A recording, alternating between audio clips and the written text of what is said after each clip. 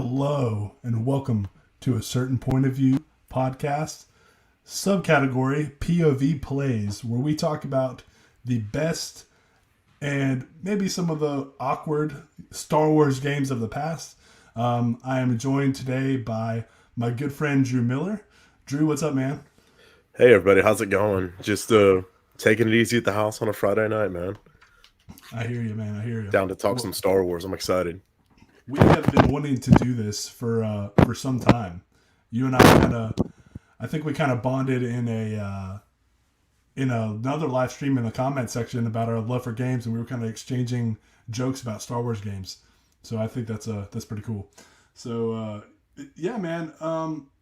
You know, in case anybody's wondering, Michael Hoover, the originator of this podcast, the creator, the guru, the POV man himself.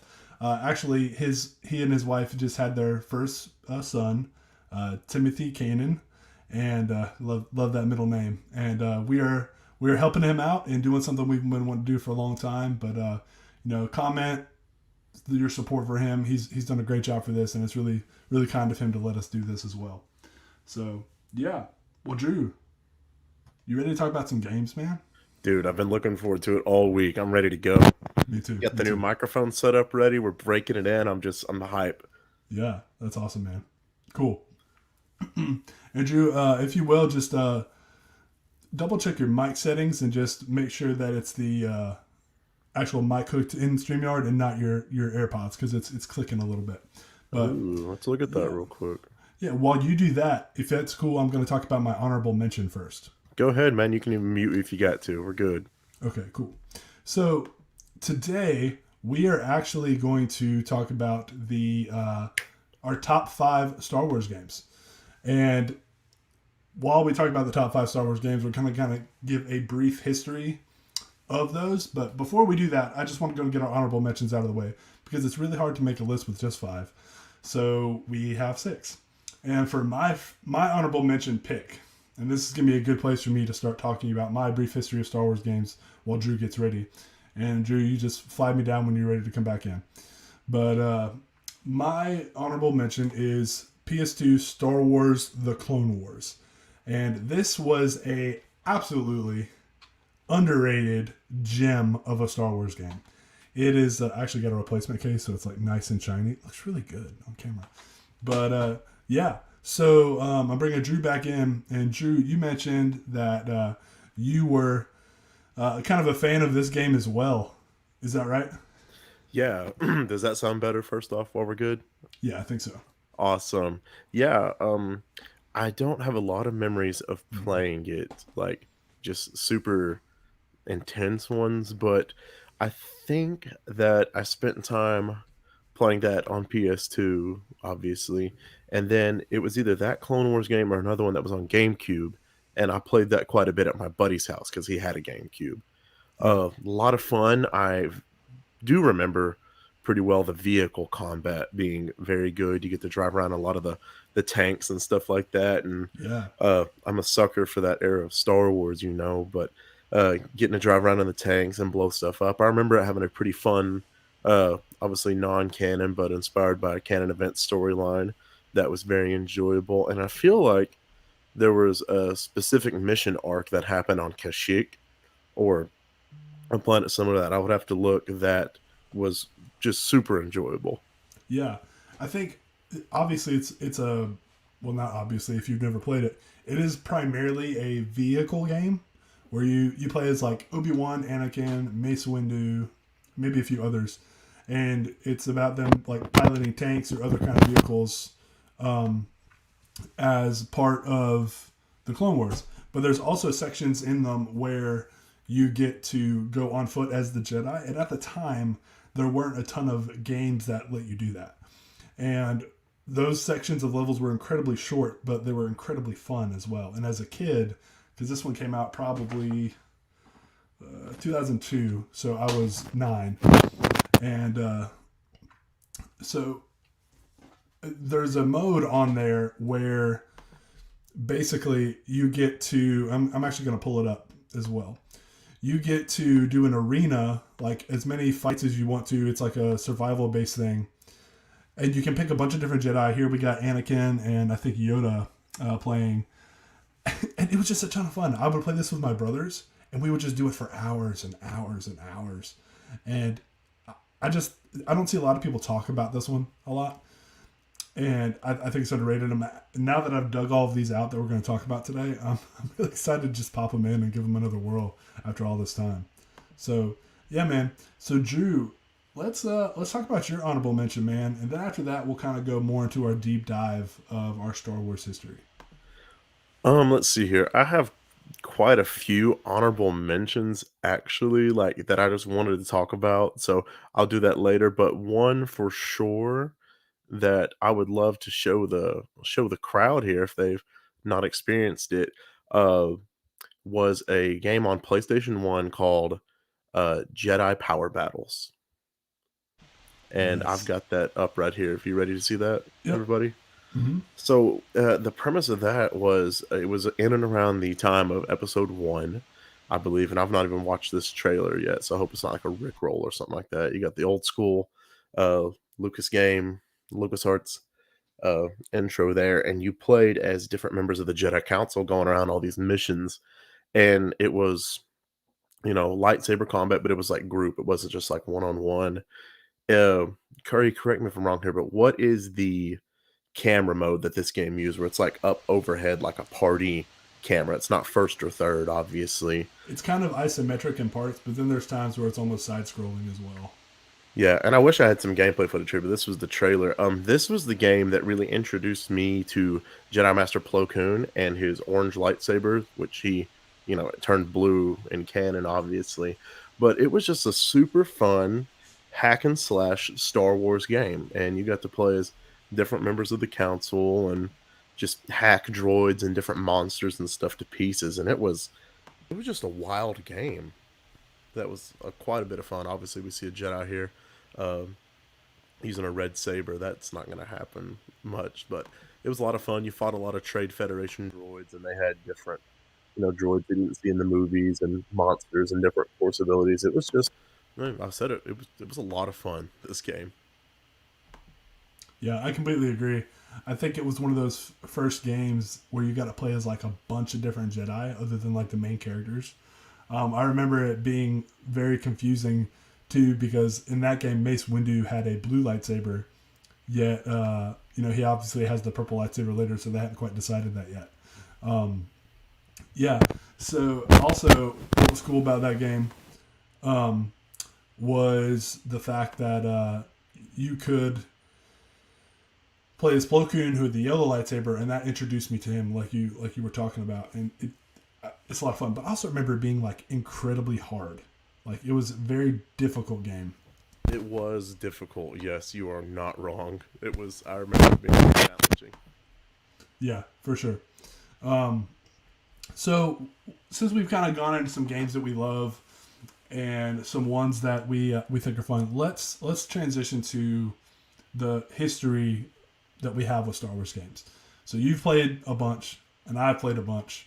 We were chatting before about the list that we were making and how we were struggling. So Drew, why don't you go ahead and tell us kind of your just a brief overview of your history with Star Wars games?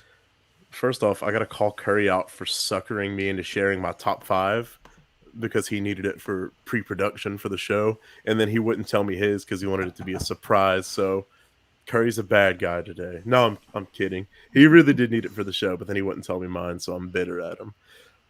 Star Wars games. I remember getting into video games relatively young, not maybe not as young as kids do nowadays, but Mm-hmm. pretty young for my generation, I guess. And Star Wars games were always it was me and my brother quite a bit of the time. Friends as well, but I remember just so many memories of me and my brother playing specific games. Certain unnamed, maybe to be talked about later, pod racing games, Jedi Power Battles, the Clone Wars games, Battlefront. I had a buddy, he just recently got into Star Wars in 19 pretty heavily, but we played the original Star Wars Battlefront together hours on end. Like he got So good. super into it. So it was always a big social thing. The first Star Wars games I played were actually on PC. Uh, Dark Forces, Rogue Squadron, some old school stuff like that. Uh, so I've got a good history with it. And my favorite memories with Star Wars games is that 80% of the time it was always with friends or my brother and some other family, but mainly my brother and friends. Uh, and then I actually had one friend that he's the reason I even beat Knightsworld Republic in the first place because I had Nice. never played a turn-based RPG like that, and I was like, I was playing like Spyro the Dragon and stuff at the time. I was like, what do I even do in this game? I love the story, but I can't beat it. So he had to kind of show me how to, cue the attacks and everything. So he's the only reason I beat that. So a lot of my history with Star Wars is social, and a lot of time spent after school blowing off steam and playing games, just memories. And then high school, obviously, Halo took over a lot of stuff, but that was just that was the era right there. So Yeah. get some good childhood memories with Star Wars video games. I love it, man. Yeah, I'm the same way. I was actually talking to my wife before this, kind of about when I was making the list, and when I was making my top five, I was like, well, let me make my top 10 first. And then I was like, well, that top 10 turned into top 15. And then I ended up listing all the ones I played, and I got to 36 before I got busy doing something else. And I described Star Wars games to my wife as my bread and butter growing up. Star Wars games, Spider-Man games, Dragon Ball Z games. Those were like what we had and what we played a ton of when I was a kid. And Drew, I think I might be a little bit younger than you. I'm not entirely sure. But We're close yeah, in yeah, age. We're close. yeah. So I think we both are young enough to where I think you could say the same thing. And we were PlayStation people growing up. First Nintendo, then PlayStation. And so I was always envious of people that had an Xbox that had all these exclusive Star Wars games that were on PC, but nobody had gaming PCs back then unless you were older. And as I got older, I got to check out some of those games and actually try them myself, which was pretty cool.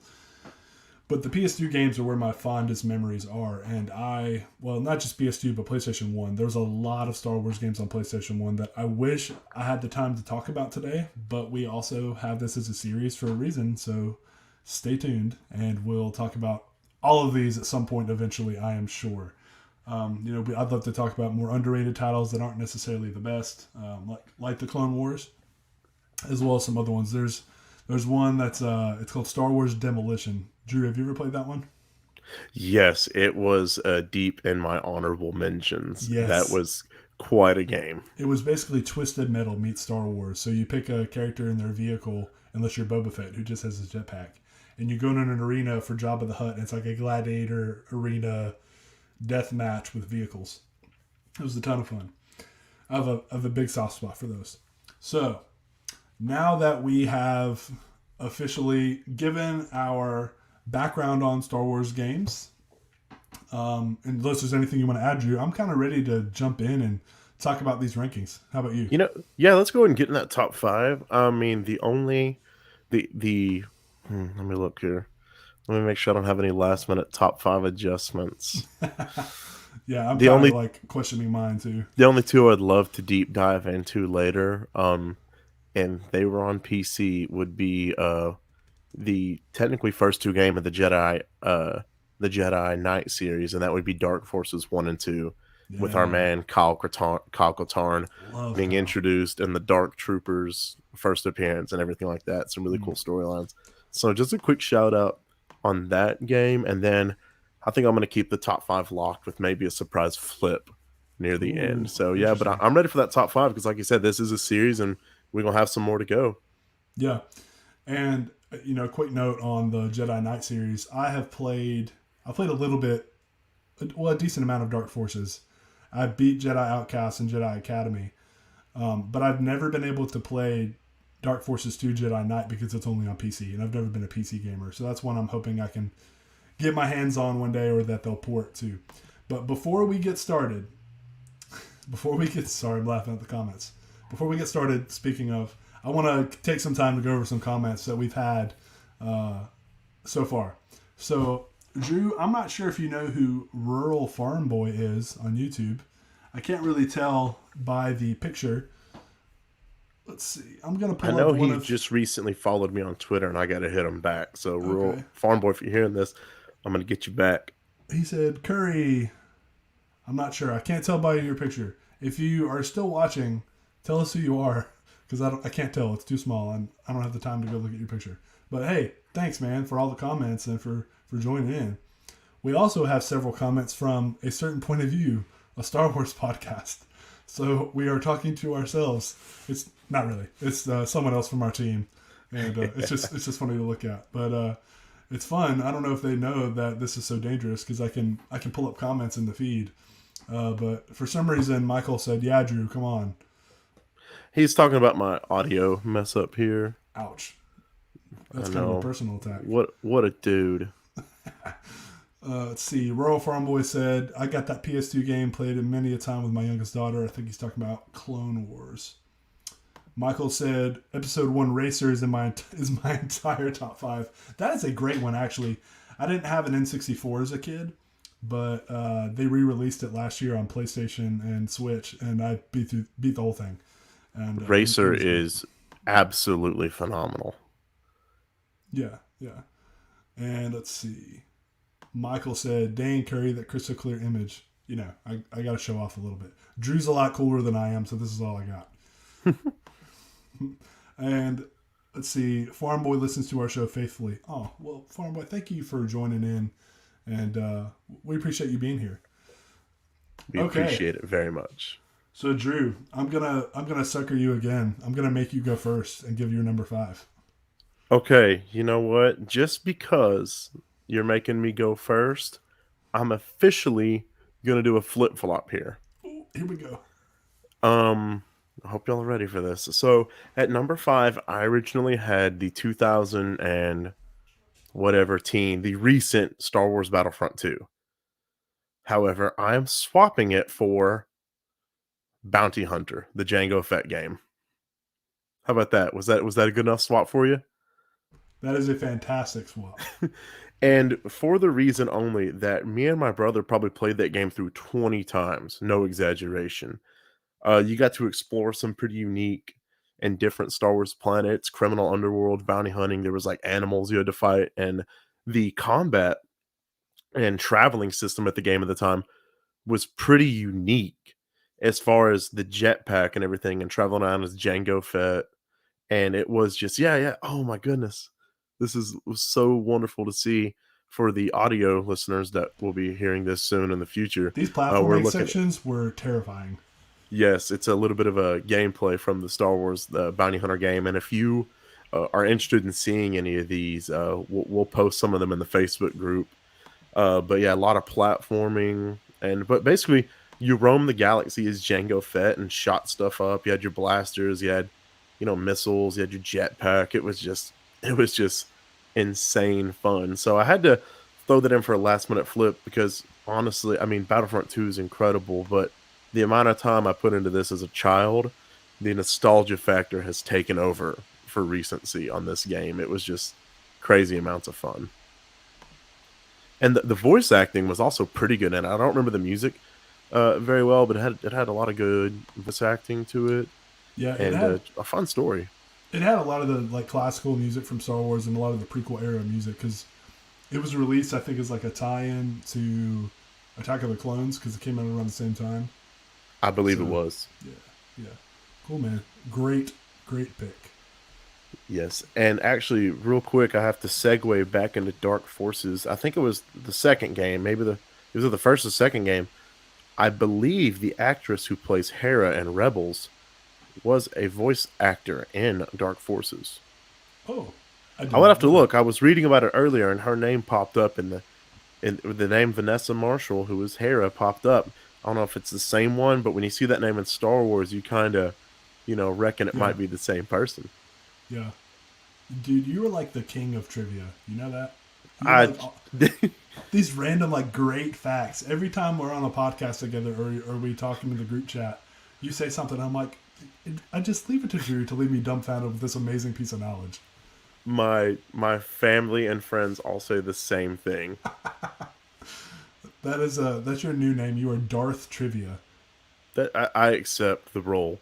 of Darth trivia as long as I get to use the dark Right. saber in my ruling. Ready? Oh, 100%. Let me make that full screen. Look at that. That's over my Xbox, and when I'm getting ready to play, I'll just fire up the dark saber and get all excited. That's dope. What Mandalorian did you beat to be able to take that? I believe it was a Target employee, actually, if we're being honest. What's his name? Thick Jarin? I wish it was Thick Jarin or Thick Fortuna. Either one would be good. Michael, I know you're listening. Can we get Thick Fortuna or Thick Jarin in the chat, please? I'm sorry. That was great. Well, I used to pop into every live stream and just pop that in the comments, and it'd get thrown up as the top comment. That's like what I remember. I think that's how I met you, was you did that. And I just started laughing. Oh, here Thank we you, go. Michael. Boom. There it is. Oh. And let's see. The POV team said Darth Trivia is 100% Drew's nickname. I love it. I accept it, for those at home. Oh, man. Let's see. Let's check the comments again. Vanessa Marshall is life. Life. That's cool. Jack Cornwall said old school first 64 pod racer was the greatest. So actually, I have a counter to that, but I still agree with you. I actually played the sequel, Racer Revenge, growing up more than I did the other one because it was on more systems. And it's still a really fun game, and I have a lot of memories with it. I'm sorry, I'm not crying from laughing. Racer Revenge.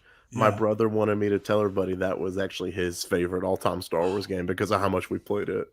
Yeah, it was so good. Ridiculous. But having played through Episode 1 Racer now, Episode 1 Racer is the better game overall, in my opinion. So Yeah.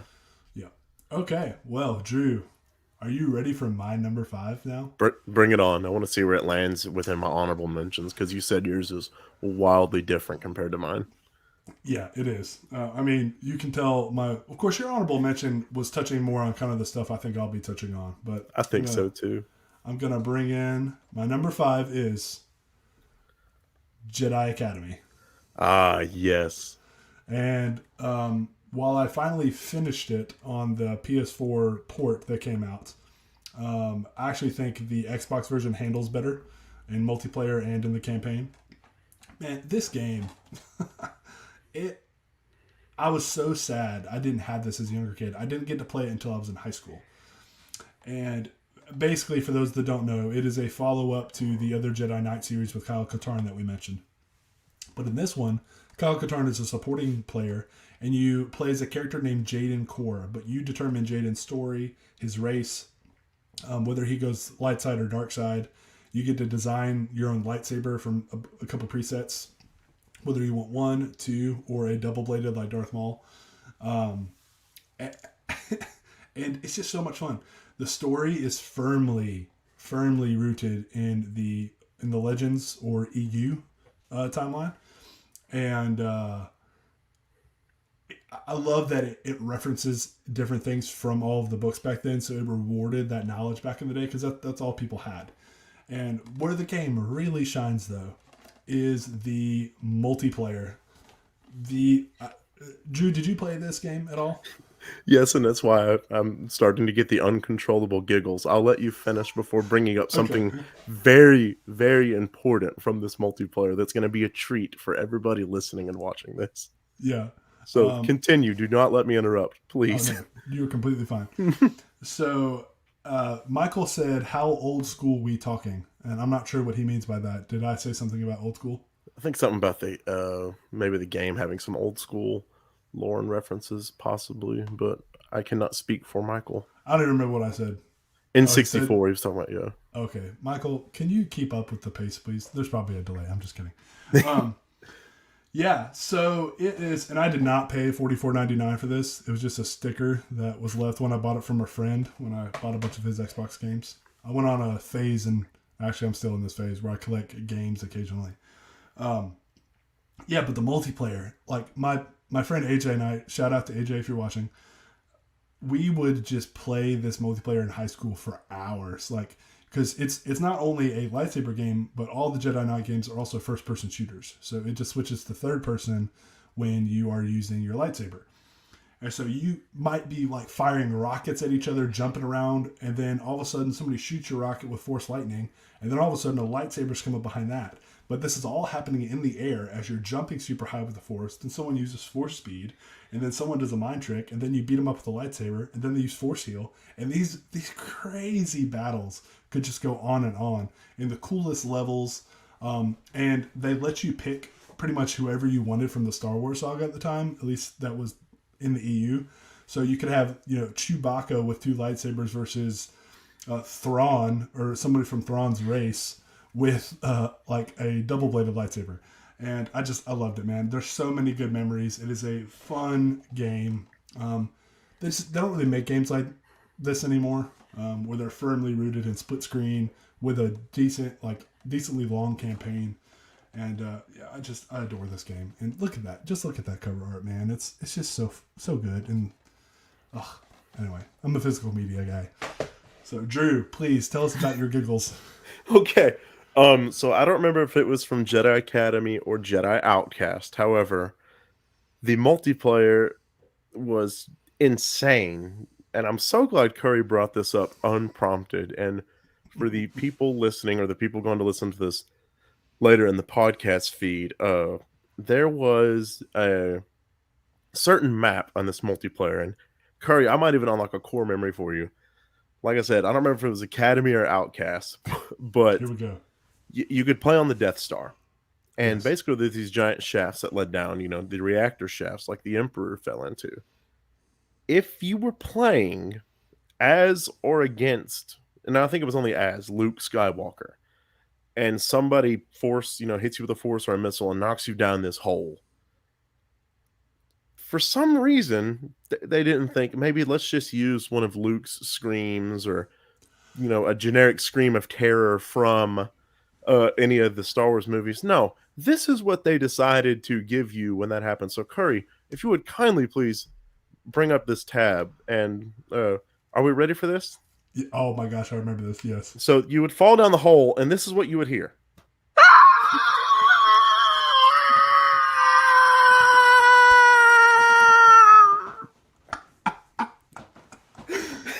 Dude, I completely forgot about that. Yes.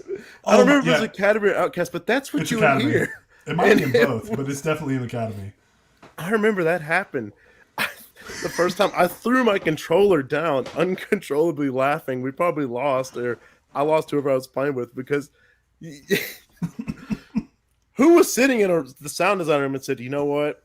Mark Hamill's scream from Empire is not good enough. Anything. Bring a random guy and just scream bloody murder. Kind of sound like Mark Hamill, and throw it in the game. And there it is. I actually have that as a text tone on my phone if you really want to get strange looks in public or use it as a great alarm clock. But for all you listening at home, that's actually in a Star Wars game as we speak right now, ladies and gentlemen. So Star Wars is known for their screams. It's like, I don't know if they just are consciously like, we have to make an iconic scream for every project we do. Like the Star Wars scream that they use in a lot of movies.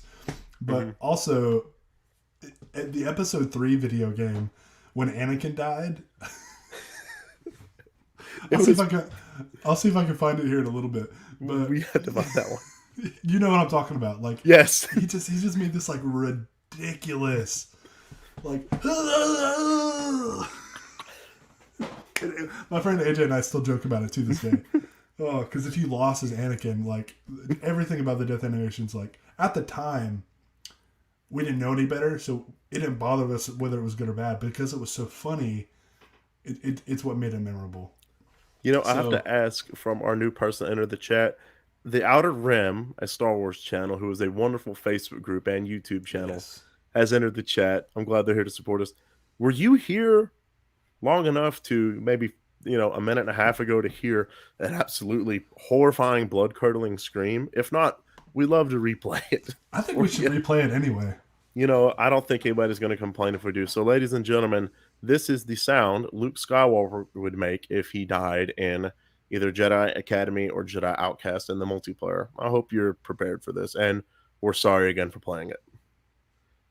Not really. Come on, computer. It's a new computer. I'm still not used to how everything works on it, The touchpad is sensitive. You ready?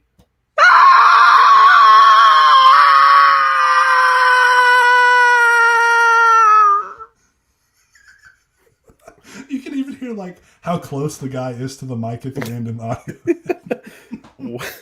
I'm not gonna apologize at all that we did that twice. So for all you listening at home later, when that pops up in your headphones, or maybe Lord forbid you're driving in your car with the Bluetooth audio and that pops up, you're welcome. Dude, it is the best. And Outer Rim said, "Yeah, that was amazing. Do it again." And We are here to please.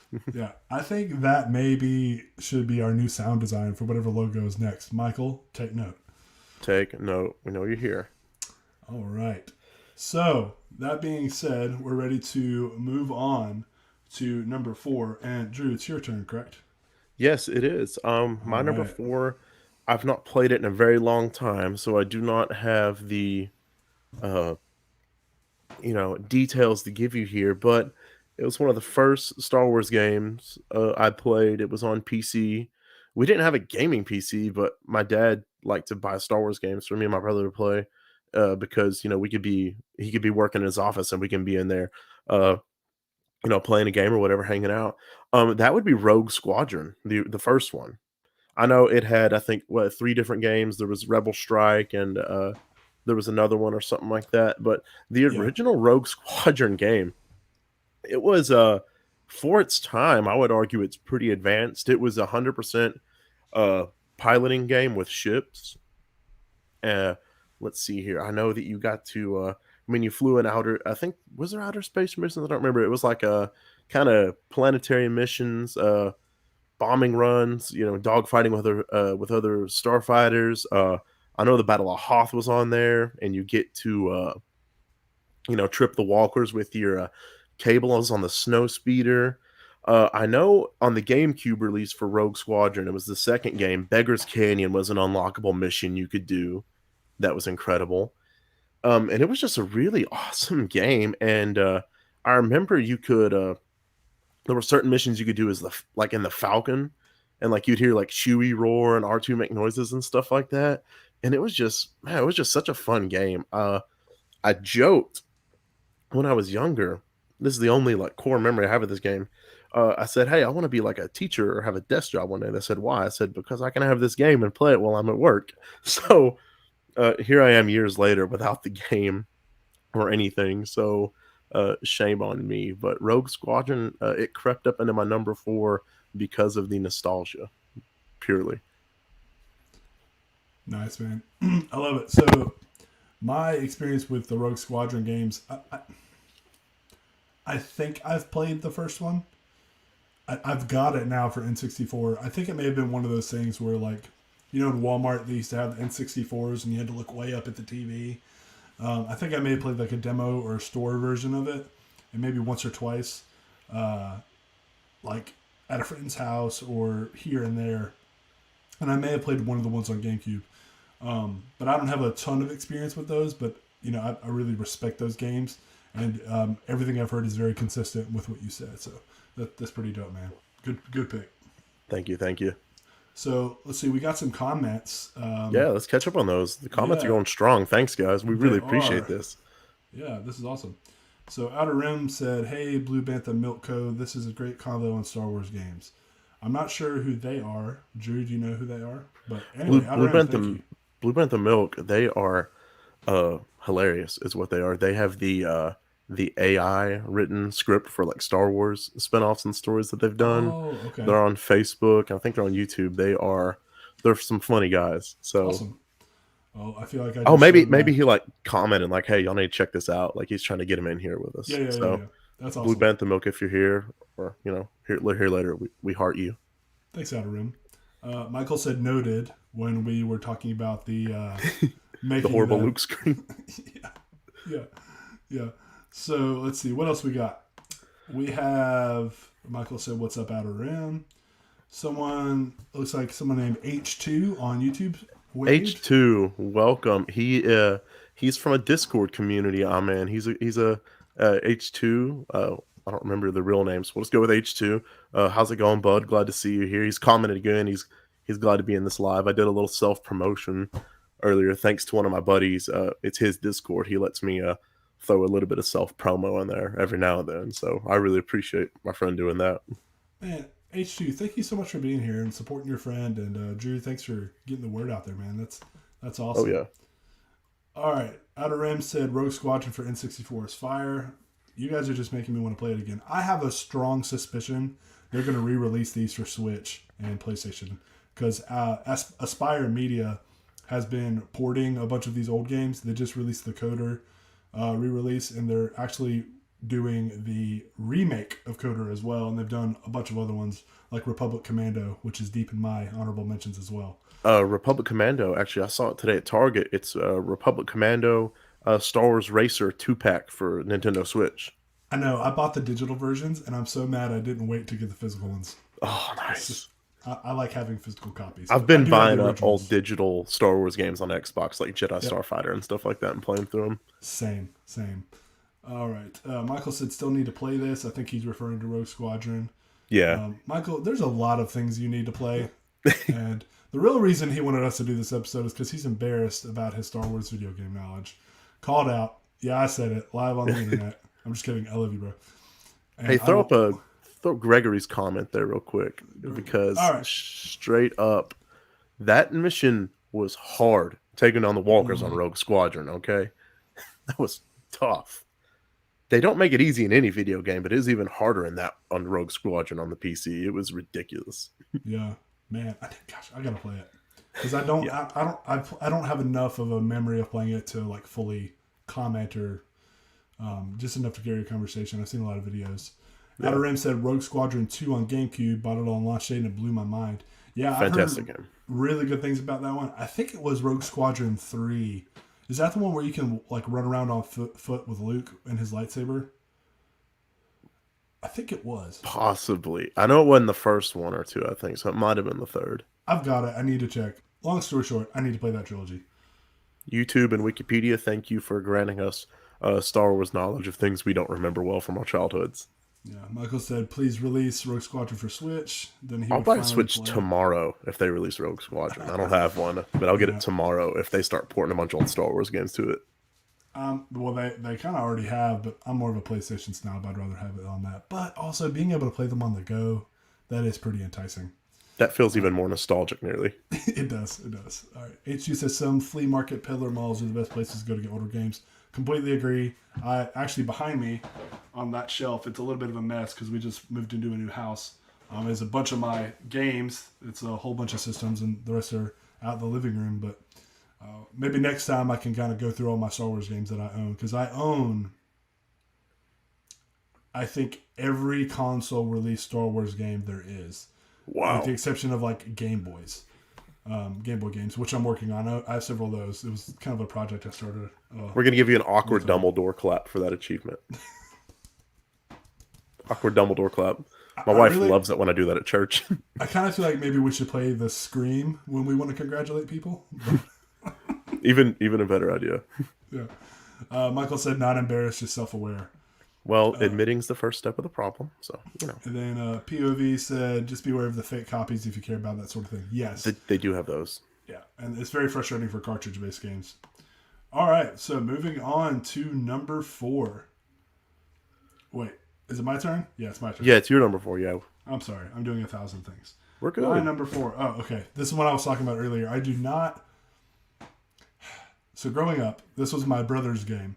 And then I got my own copy in college. And after I got my own copy in college, not too long after, they re-released this on PS4. And so I sold my copy, and now I regret selling my copy, so I can't show it on video. But that is also Star Wars Bounty Hunter. Yes. So I'm actually going to pull up some video of it again and talk about some things that we didn't talk about before. This game is hard. I don't know if you remember the difficulty, but some of these levels, like, we could not beat. And we put in a cheat code one time to see what the rest of the levels were. Because I'd forgotten about this. Yeah. And so what I was going to say, it's a great tie-in. And this is one of those headcanon things for me. I think her name is Voss. Do you want to know? Because I have a good friend that just did a YouTube video about this character. Oh, yeah. So what I was going to say is this was Dooku's apprentice. And Jango is sent to kill her. I don't remember the full story. I'll let you take over in a minute. But I love that I it don't ties remember. in to Attack of the Clones. After you defeat her on her little moon planet, Dooku approaches Jango about the cloning that leads into Attack of the Clones and why Kamari Vosa. Kamari Vosa. I knew it was something with a V.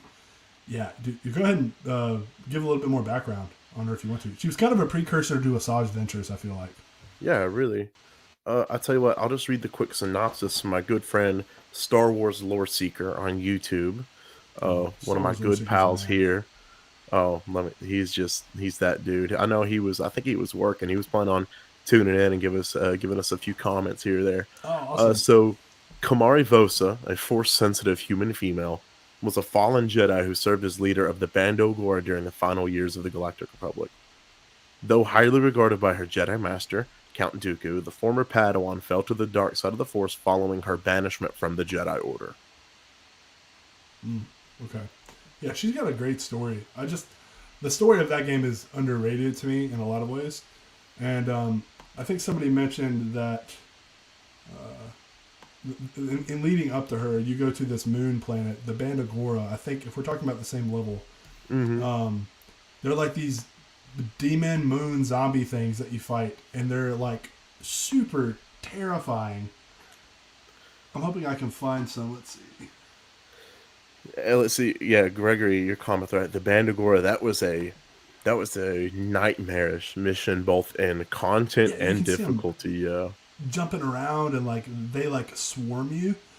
There's a part I would always stand on like this little platform and then just use a flamethrower and burn them all. That sounds so terrible when you say it out loud, but it's something like that. They just come out of the woodworks and you have to keep using your jetpack to fly past them. It was absolutely insane. I mean, you're talking about demon, like moon people, not puppies, so flamethrowers are acceptable. Yeah. I wish I could find that part, but this guy may have avoided that segment because I think you might be able to actually run past it. But you can see that some of them wear masks, and they're almost like cultists or something like that. I don't really remember. I feel there was no. That's a different game I'm thinking of. Never mind. Oops. Yeah. We have a controversial comment. Michael said, hashtag Drew is lore seeker. Do you want proof that I'm not? If my friend H2 is still listening, he will tell you that we are two different people, and that I'm only I know a lot about Star Wars, random trivia, things like this. I swear to you right now on camera that I hold about a fifth of the knowledge of the lore seeker in my brain on Star Wars. That dude is just on another level, and he's actually already volunteered to be a guest both for any regular episode of the podcast, live stream, and especially talking about Star Wars video games because he streams a lot of Star Wars stuff on Twitch. Cool. That's awesome. Gregory said, addicted to drugs, weren't they? Maybe. I don't remember, but that did just jog my memory of the level, the Death Stick Factory. And that level was absolutely insane. The platforming you had to do with the jetpack, as you can see here, like this is on the bottom. If you touch those metal grates, you get electrocuted. But you start from the very top, and you have to platform between pipes. And so it should show it here again in a minute. But look at this, and like you have to That level perfectly was time a it. nightmare. And then you have to go around, dodge all the gas. I used to play this one for fun as like a challenge to see how far I could get without getting health or anything like that. And sometimes I'm an awful human being. I would tie up the enemies and just like, because you could tie them up with the cord, and then I would just like push them off the cliff. Oh my god! I was a kid who didn't have it. That sounds terrible. Oh my gosh! Yeah. I'm so glad you said it though. Yeah, I mean, hey, we all did stuff like that in video games. You know how it is. All right, H2 said, I can confirm he is not lore seeker. Theory debunked. But the Outer Rim does not believe that because Palpatine and Sidious were two different people. So he can confirm this, he says. What's going to happen is the lore seeker is going to hop in here. I'm summoning it right now from his YouTube account. And I'll hold my hands up to the screen like this, and he's going to be saying, hi, I am not Drew. I am me. Yeah. And then we'll just say, somehow, lore seeker returned. Somehow. Oh, goodness. Michael said, in all seriousness, lore seeker rules, and so does Darth Trivia. And I completely agree. Do I have to change my nickname in the group chat to Darth Trivia, or can I leave it as the South Bend Shovel Slayer since it's the holiday season?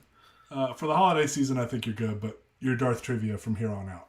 Okay, I accept these terms and conditions. Do Uh, it. do it. So I think we caught it good on comments there. Do we want to move on to number three, I guess? Yeah, man, let's do it. Awesome. So my number three, and this is a game I feel bad because I've not played it in a long time, but it is available. And it now seems out of place now that I'm looking at my list. I kind of want to do a swap, Gotta but do it. just for, like I said, nostalgia was a large part of this list, my friends. So Jedi Knight, Jedi Outcast is my number three. And I have Jedi Outcast though over Academy because um I like the story Yeah. better on Jedi Outcast. And correct me if I'm wrong, but that was the one where you played as Kyle Katarn, right? He was the supporting character in Academy, but as Jedi Outcast, you played as him. Yep. Um, Kyle Katarn is an incredible character that I don't know if they've missed the boat on making him canon one of these days or working him back in because the timeline he fit in, it's murky if they could or could not do that. But he's a character that I would absolutely love brought into canon. And I just remember um the gameplay was not as insane in Outcast as it was on Academy, but I do remember it having a pretty incredible story. I'd love to deep dive into it more after refreshing myself on the game, either with YouTube. I think you can get it on Xbox right now for like probably $5. Yep. Probably takes up like 1.2 gigs or something like that. Mm. So absolutely nothing for a system like that to handle. But Jedi Outcast, I just remember having a ton of fun with that game. And the multiplayer was awesome, but replaying the story through and through multiple times, and that was also another game that I played quite a bit with one of my good buddies. That we kind of experienced that game together on the weekends and after school and stuff like that. Like, hey, let's play through the campaign on Jedi Outcast again. Okay, you died. It's my turn to try this area. Yeah. Stuff like that. Hey, you need to swap to this whatever, and so this weapon or whatever. So a lot of good times there with Jedi Outcast. Yeah, for sure. And that was one. It was on Xbox and PC when I was a kid, so I didn't get to play it. I've got it on an Xbox now, so I've never tried the multiplayer on that one with anybody. But they ported it to PlayStation 4 a couple years ago, and I played through the entire thing. Absolutely loved it, and struggled with it because it is extremely difficult. It's one of those games where it's of its time difficulty instead of making games like bloated and long like they do a lot of the time now. They just made it challenging. Like you felt like you had to actually beat the game, not finish the game. And those first three levels where you don't have your lightsaber, you're just using guns, are like super tricky. And it goes on a saving system, so you can save at any point, up to 100 times. And if you die, it loads your last save. So if you played for an hour and if you forgot to save it, you're just kind of SOL. And that happened to me a bunch. So I would end up maxing out my saves like every hour and then have to go back and delete some from an hour ago. So that was a pain. But the game, it's one of the best versions of lightsaber combat in a game from that series. Like when you watch it, it looks like it's just all over the place. But when you play it, it feels so good. So great pick, Drew. I love that game. It's not too much further down my list in terms of like a higher up game, but I went with Academy because I played that first. Yeah. Cool deal. All right, well, we're still on number 3, right? Yeah. What does Curry have for his number 3, ladies and gentlemen? Let's. I wait and see too because I don't know. I didn't think about this until now, but it's actually perfect that my number 3 is Star Wars Episode 3: Revenge of the Sith, aka the best Star Wars movie. I'm gonna let that sink in. You know what's funny is that it is my third favorite Star Wars movie. If we're talking about threes here, I'll take it. Top 3 is good. I'll take it. I'm waiting for the comments to blow up now. So, back in the day, movie tie-in games. Well, I guess all Star Wars games are technically movie tie-in games. But when I say movie tie-in games, the ones that seem like cash grabs, where they make them to just kind of have something to capitalize on the movie success. But the early 2000s saw a slew of amazing movie tie-in games that kind of went downhill after 2005. This is actually one of the last great ones that came out. And this game is special because it is, obviously you play through the story of the movie. You can play as Obi-Wan and Anakin in the story, and It's very interesting when you get to the final level and you duel Anakin, and you beat him, you beat the game as Obi-Wan. You unlock an additional level where you refight Obi-Wan, like it's the same duel, but you play it as Anakin. And if you win, it shows what happens if Anakin wins. And he ends up murdering Sidious and taking control of the galaxy himself. But it doesn't show what happens to Padme, and that always bothered me. However, the multiplayer on this game had a co-op mode where you can take on missions together, whether fighting droids or clones. Excuse me. And there was also a versus mode, which played like a fighting game. And that mode has some amazing lightsaber combat and combos and force powers. It may seem tame by today's standards of games and fighting games, but this game just let me live that story. And you, in the versus mode, you can play as Dooku, you can play as General Grievous, you can play as old Ben Kenobi, Darth Vader, a whole bunch of characters, Mace Windu, and some characters for the game who actually have now gone on to be in Clone Wars, like Sin Dralig. He was awesome on there, and he was like incredibly fast, and like so fast that like his motion was blurred. And like the fact that Anakin beat him, I think what we'll bond over this, Drew, I think we talked about this in another live stream comment section one time, is Order 66 is really fleshed out in this game. When you play as Obi-Wan, you actually have to escape from Utapau. You have to fight through like waves and waves of clones and like actually get off the planet. He doesn't just kind of sneak away, which the movie just wouldn't allow for time like that. But when Anakin invades the temple, a lot of people complain, and it's a smaller complaint about Revenge of the Sith, that we should have seen more of Revenge of the Sith. It's very, very heavy. Well, just play this game. Because when you invade the temple, he starts by murdering Jocasta Nu, which is no longer canon. But then you proceed through the entire temple fighting Jedi of all types, except for younglings. They didn't do that. So calm down, people. But it's extremely challenging level. It's actually probably the best level in the game, just because there's lightsabers everywhere. And you get to participate in Order 66, which is insane. But I had a lot of memories playing that one with my friends and the versus mode. And I just thought it was a great game based on a phenomenal movie. And Drew, did you ever play that one at all? I did. That was another one I experienced a lot with a good buddy of mine. Played that a lot together. I love the alternate ending. The Order 66 playthrough on both sides is fun. I'd honestly forgotten a little bit about the versus mode, but bringing that back up, man, I would love to go back and watch some YouTube gameplay of that. That was a lot of fun, but I enjoyed how the cutscenes they had. I know they had scenes from the. No, this came out right before the movie, didn't it? Yeah, so that's funny you say that, because when we got it, it was like 2 days before the movie. Yeah. And we didn't want to play the story because we didn't want it spoiled for us. So we waited. But I always thought it was a little crazy they did that, but it did have footage from the film in the game. Yeah, it was like integrated. They had like animated cutscenes in the game. They're like game graphics, and then it would be spliced in with like stuff from the movie. And I remember the first 2 Star Wars Battlefronts had some stuff like that too, where they did that. Well, it was just stuff from the game. They didn't have like animated cutscenes for those games. So I had to throw that out there. Before we catch up on the comments, because there's some good ones here. There's some people trolling, some people having fun. Yeah. Real quick, I don't have it in my top 5, but for sure honorable mention. Did you ever play the PlayStation 1 Phantom Menace video game adaptation? That was so close to being in my top 5. Oh my, okay. And I actually think that's the best episode 1 game. Personally. Oh my gosh, I can't talk tonight, guys. My goodness.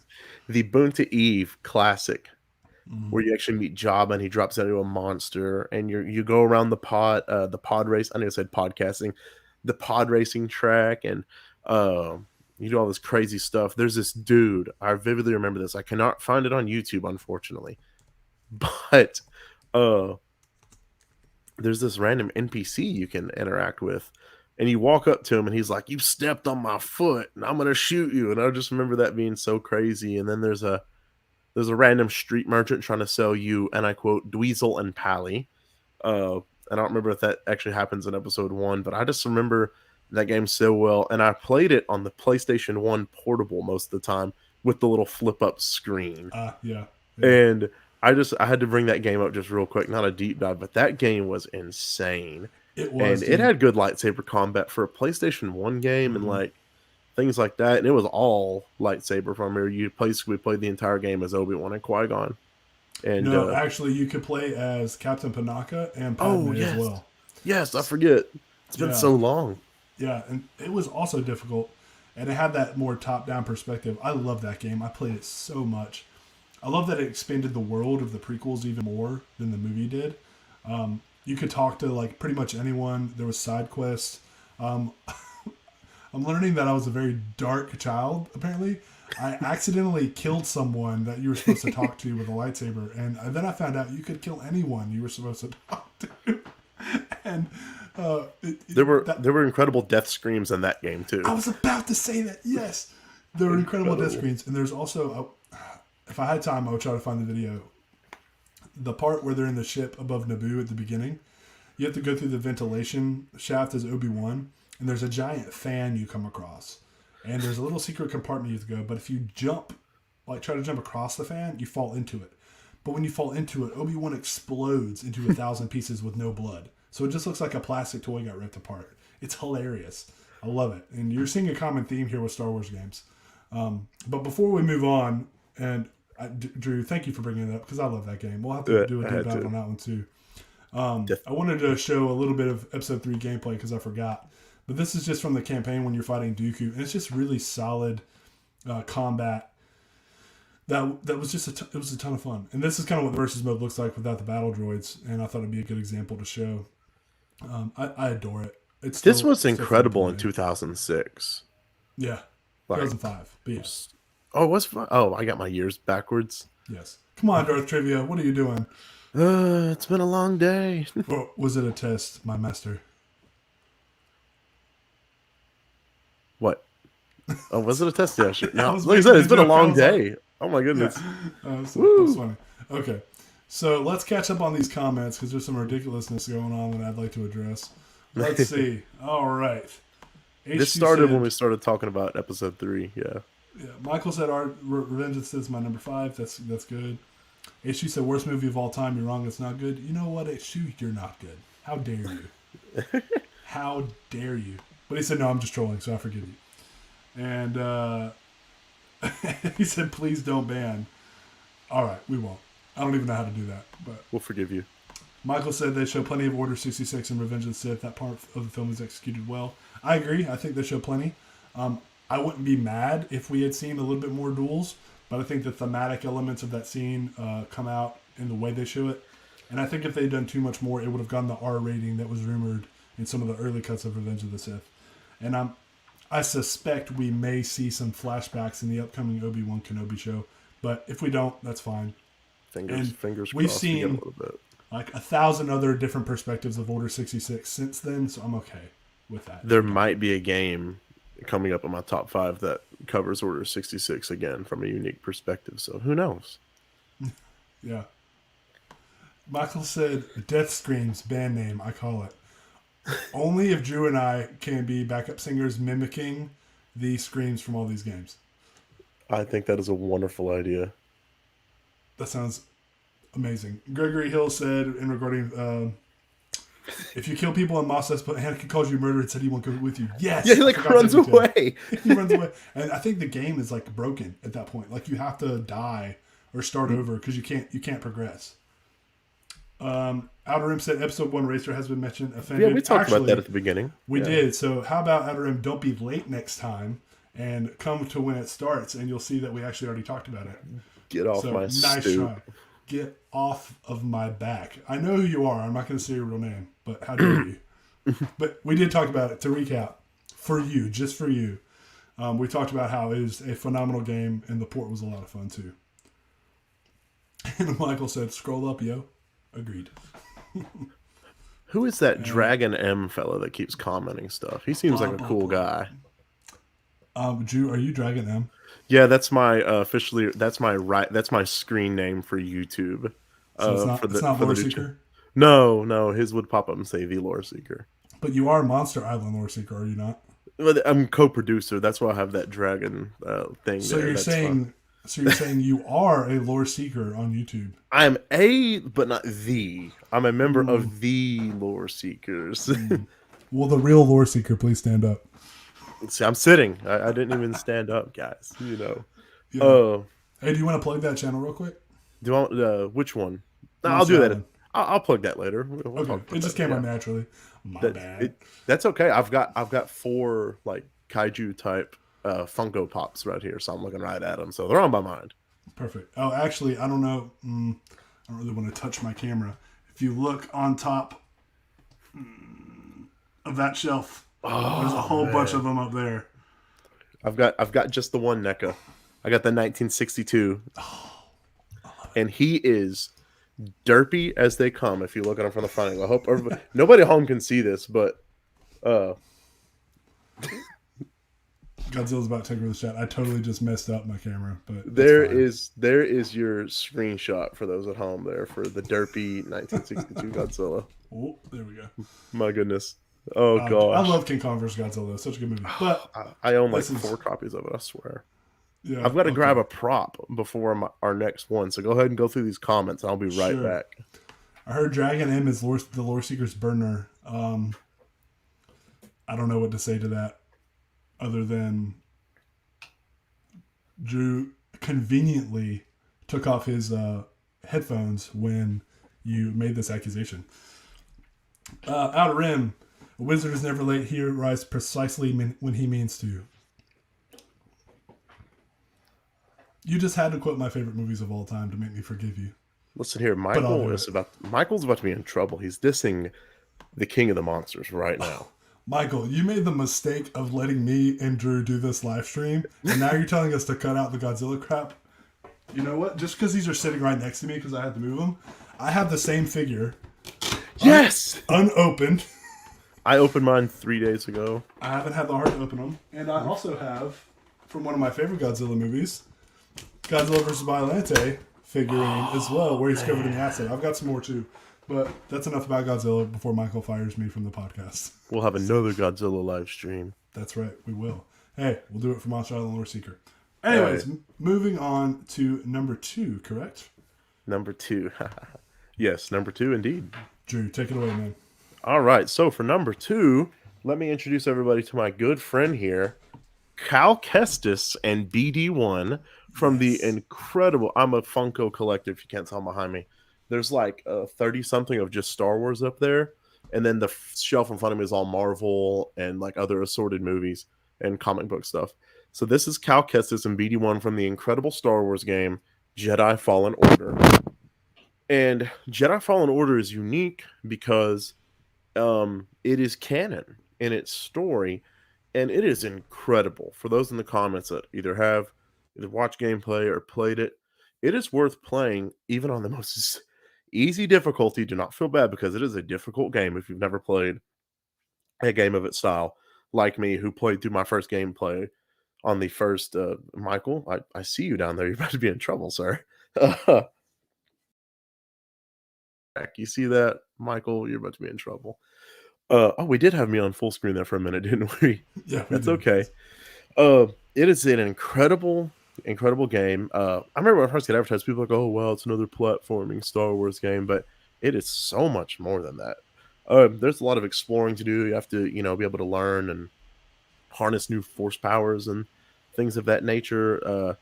The combat in the game, it's enjoyable. This guy's glitching out here, mad. I don't know what's going on here, but the lore in this game is just incredible. You explore all these really cool places. You go to places like Kashyyyk and Dathomir that are from canon. You go to Zepho, which is a new planet. You go to the Inquisitor Fortress. I mean, it is an incredible game. It goes deep into some kind of new Star Wars canon as far as like the mythology of the Force and the Zepho culture, things like that, and the way they perceive the Force and the mysteries of it. And the relationship you see through flashbacks of Cal and his master and things like that. This tomb right here on Zepho, for those of you at home, it is the second time you go back there. and you have the little like fireballs you gotta throw around and stuff like that, was the most frustrating puzzle and It like thing was. on this entire game. My It was. second playthrough, I even got frustrated and mad at it, and I knew how to beat it, and I still got mad about it. But Fallen Order is great. The story of it, it had an all original soundtrack, voice actors like motion caption actors, a few surprise cameos here and there. We won't spoil those in case you haven't played the game. Uh, but specifically, for the deep Star Wars fans, the stuff you get to go do on Kashyyyk and go to like the Shadowlands and stuff like that, I could nearly Curry. Let's go ahead and pencil this in tentatively. I could do a full episode or talk through on this game alone.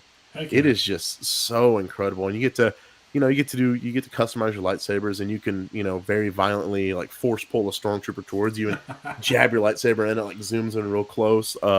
The way you kill stormtroopers in this game is worth the price of admission alone. Jumping around, solving puzzles and mysteries and stuff like that, and you're exploring ancient tombs. It's just a lot of fun. And it's like the Sentinels from the X-Men, kind of the big like temple guardians that you're looking at here on the video. You can't see those at home, but those They were look like the frustrating to fight. destroyer from Thor, Yeah, the they first look like Thor that movie. too, because in X-Men Days of Future Past, the Sentinels they did in that kind of look like those, but Yeah, the old they school do. Sentinels look nothing like that. They're like super tall and stuff like that. But Fallen Order was just, I could talk about that a long time. So like I said, if you've experienced this game, you know the hype. I've not talked to anybody that did not like the game, Mm. other than getting used to the combat style and the mechanics of the game. Those were difficult, but like I said, just bump the difficulty down and have fun, whatever. Yeah, And and if you have it's not played this game, go do it right now. 100% agree. I thought it was a great game. I I loved it, but I also had some issues with it too. You know, Mm-hmm. it's very much in the realm of Dark Souls or a Souls like in its combat, Yes. where like if you go to rest, it resets all the enemies. I thought all those kinds of additions were super unnecessary, and it kind of took me out of the world.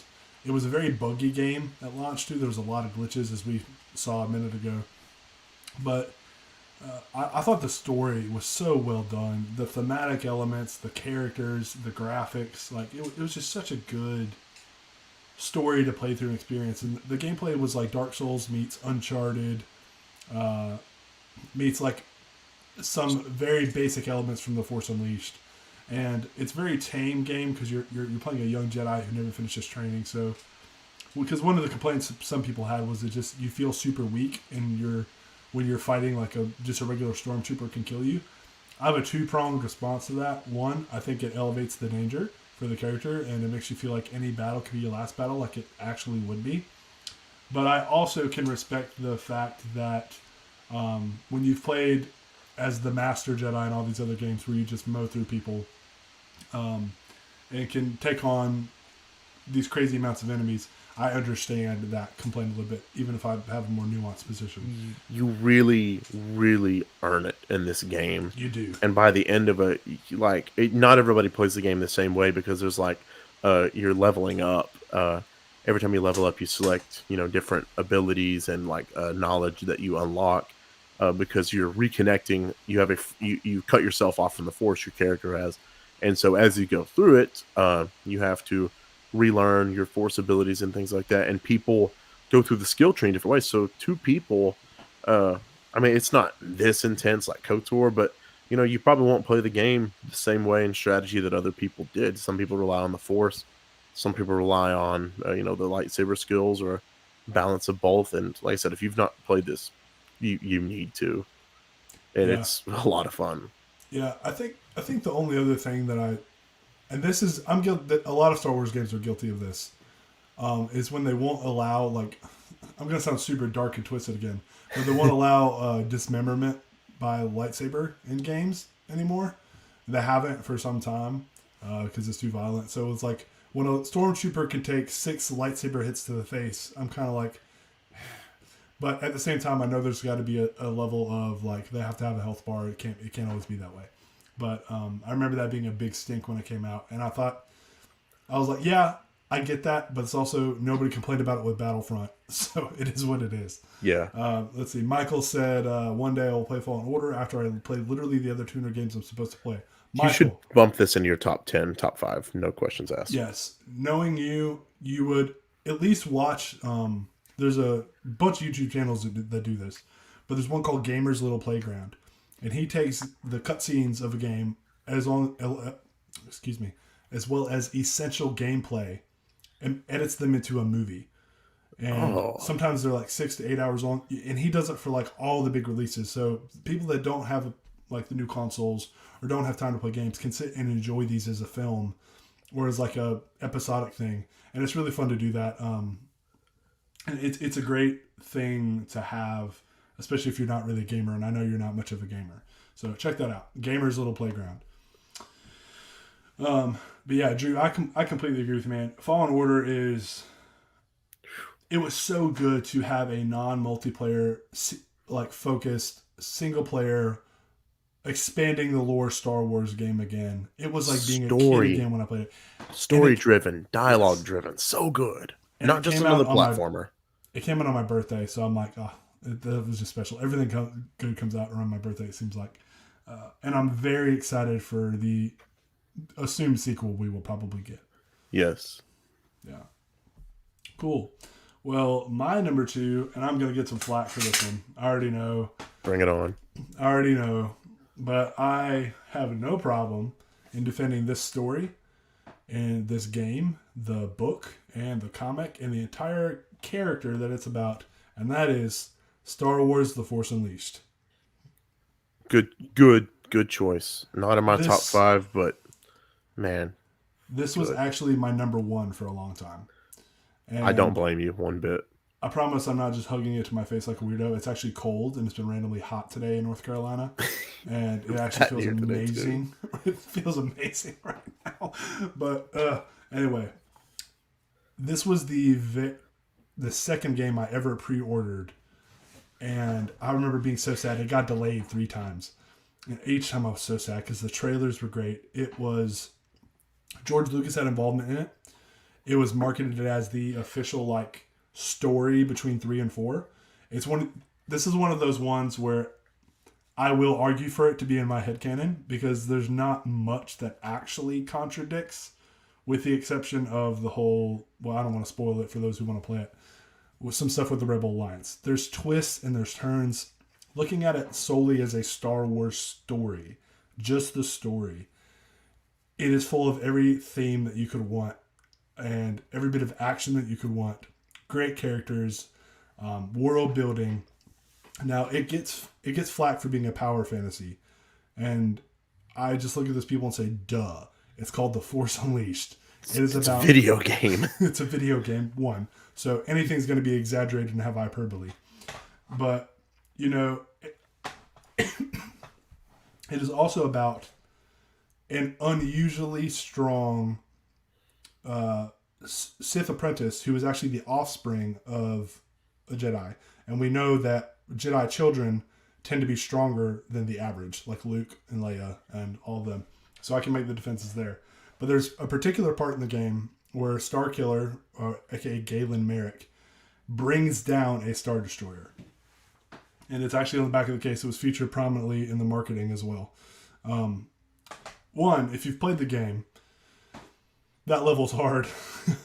And it's a ton of fun. It's very satisfying. But there's also, Starkiller really doesn't just pull it out of hyperspace down onto the planet. What really happens is he kind of adjusts the thrusters, and they were already screwy because I think they were doing something to it or whatever. And he more like redirects it so it shoots into the ground. He does, and kind of aims it per se as far as just pulling it. That's a better description of what happened. Yeah, and so with people saying it's too ridiculous, and maybe in some of the general combat, like charging the lightsabers with force lightning and all, but you can't take some of that stuff literally.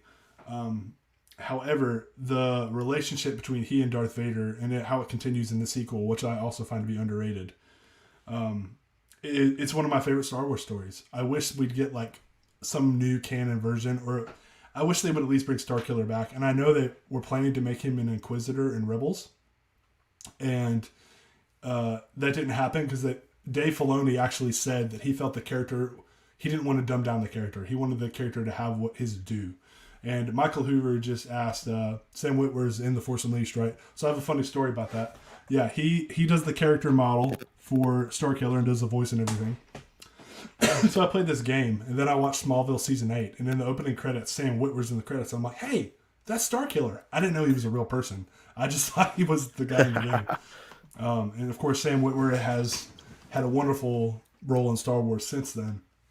And I will forever be sad that we never got Force Unleashed 3, because Force Unleashed 2 ends on one of the biggest cliffhangers I've ever experienced in gaming, and it makes me eternally sad that we will never see it.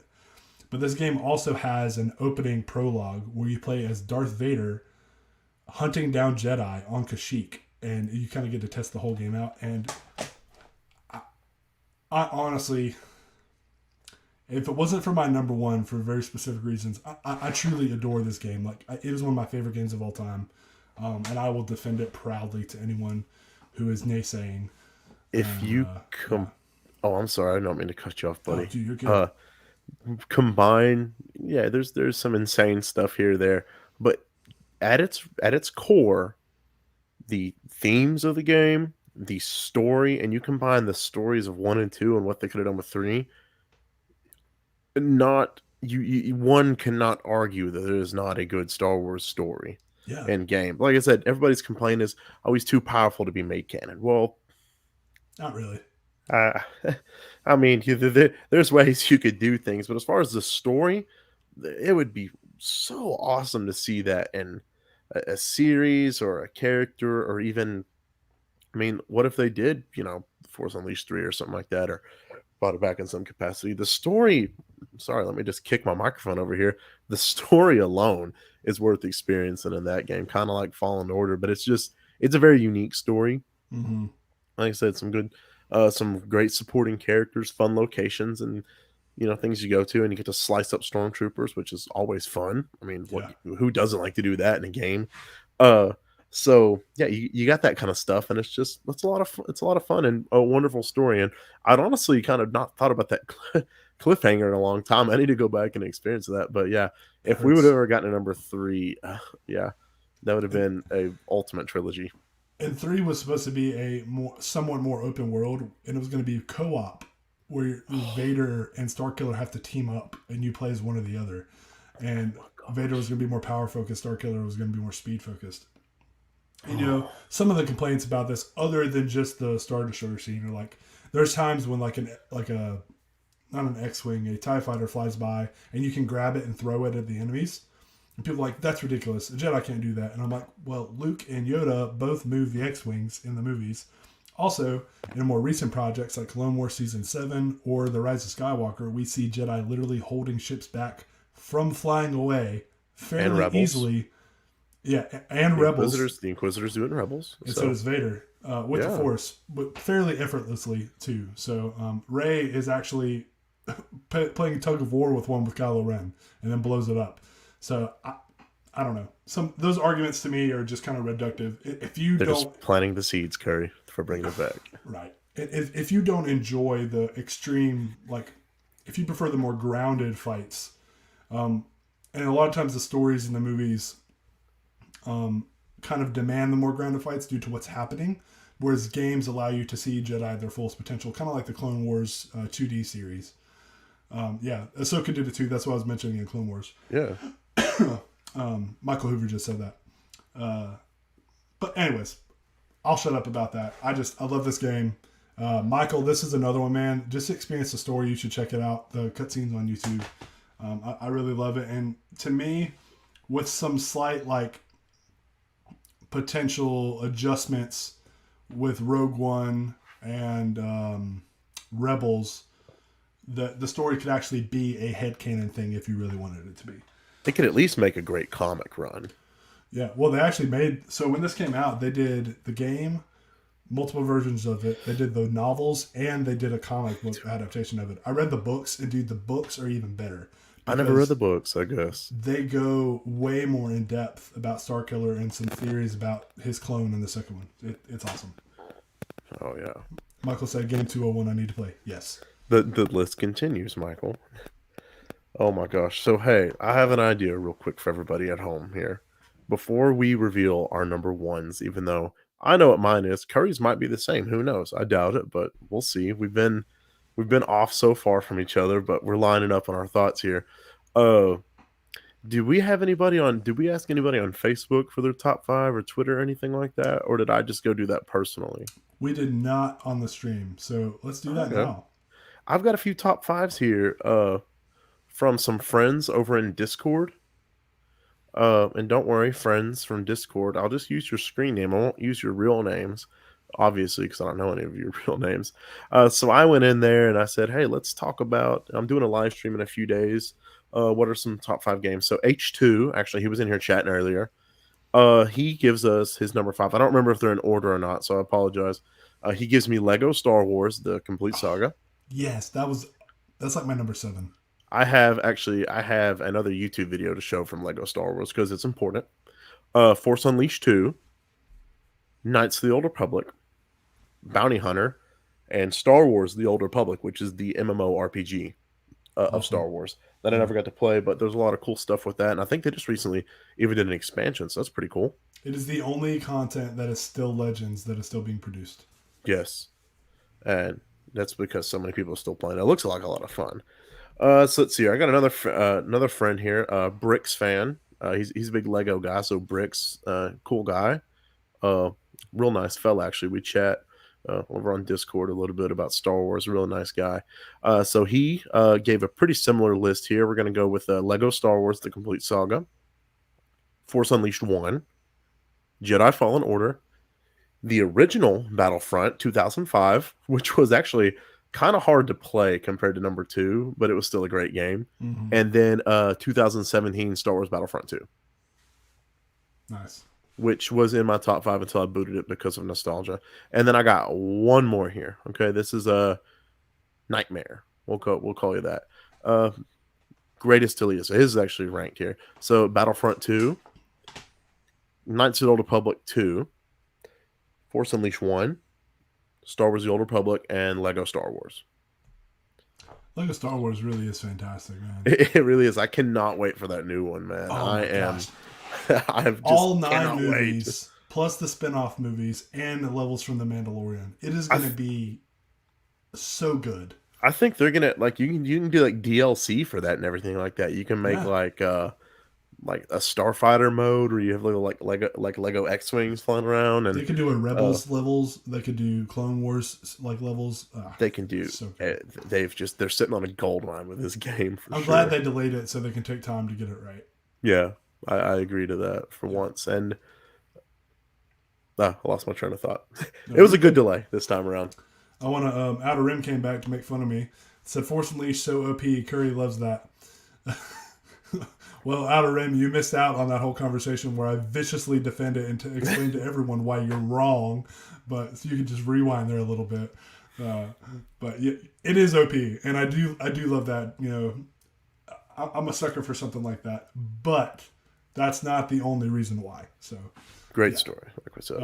Outer Rim also said Lego Star Wars: The Force Awakens is highly recommended as well. I haven't played that one as much, but I know they added a bunch of content to that one. That's a lot of fun. Yes. Wow. All right. I guess it's time for the top of the list, what everybody is patiently sitting around waiting for on us. Number one. Number one. Do you want me or do you want you? Oh, you're going first. You know that. Okay. So a long time ago in a galaxy far, far away, there was a legendary Star Wars game that was one of the best canon entries. It is now Legends. However, aspects from this game and books that were tied to the game have been made canon, and I believe there's more to come. And that would be Knights of the Old Republic, number 1. Now, let me very quickly shout out number 2, and I think we'll cover it in a later episode. Knights of the Old Republic 2 continued and did some great stuff that improved on KOTOR 1. Excellent continuation of the story. Lore Seeker has a lot of the content from this era on his YouTube channel if you're unfamiliar with it, want to experience it in that way. But Knightsworld Republic is the story of a mysterious character that you control, uh, and he's kind of finding his place in the galaxy here, and he's taken in by the Republic and the Jedi, and he has to kind of he kind of has to unravel his identity as the game goes on. I'll leave it at that because if you haven't played this game and you figure this out in the game, like what's going on with your character, it's absolutely incredible. And yeah, that's like the basic canon look there for said character. That actually, I had one more prop here to show off, but like I said, it was story driven, a lot of cutscenes. It was it was definitely built. It was definitely a game built on choice. You play it your way. You do bad things. You kill people like very likes to do in games, and you get bad points.